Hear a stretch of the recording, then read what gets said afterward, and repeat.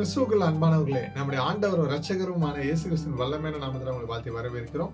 இன்றைய வேத தியான பகுதிக்கு வாசிக்க தெரிந்து கொள்ளப்பட்ட வேத வசனம் ஆதியாகமம் 49ஆம் அதிகாரம் 10ஆம் வசனம். சமாதான கர்த்தர் வருமளவும் செங்கோல் யூதாவை விட்டு நீங்குவதும் இல்லை, நியாயப்பிரமாணிக்கன் அவன் பாதங்களை விட்டு ஒளிவதும் இல்லை, ஜனங்கள் அவரிடத்தில் சேருவார்கள்.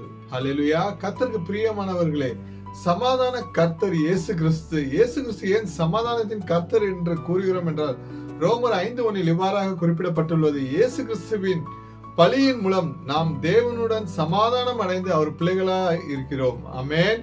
யோவான் 16:33 இவ்வாறாக குறிப்பிடப்பட்டுள்ளது: அவர் நம்மை பாவத்தின் அடிமைத்தனத்திலிருந்து விடுவித்து நித்திய ஜீவனை பெற்று தருகிறார். இது மரண பயத்தை போக்கி நிம்மதியை தருகிறது.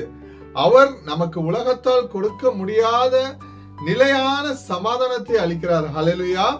1 தெசலோனிக்கர் 3:16 இவ்வாறாக குறிப்பிடப்பட்டுள்ளது: அவர் மனிதர்களுடைய நல்லுறவுகளை மீட்டெடுக்கிறார், நாம் மற்றவர்களுடன் சமாதானமாக வாழ உதவுகிறார். ஆமென். கடைசியாக இயேசுவின் சமாதானத்தை பெற்ற நாம் உலகத்தில் சமாதானத்தை பரப்புறவர்களாக வாழ அழைக்கப்படுகிறோம். ஆமென். நம்ம அழைத்த தேவன் உண்மை உள்ளவர். இந்த காலை வேளையில் எங்களோடு வேத தியானத்தை தியானிக்கும் உங்கள் அனைவரையும் இயேசு கிறிஸ்துவின் நாமத்தினால் ஆசீர்வதிக்கிறோம். நம்முடைய கர்த்தராகிய இயேசு கிறிஸ்துவின் கிருபை உங்கள் அனைவரோடும் கூட இருப்பதாக. ஆமென்.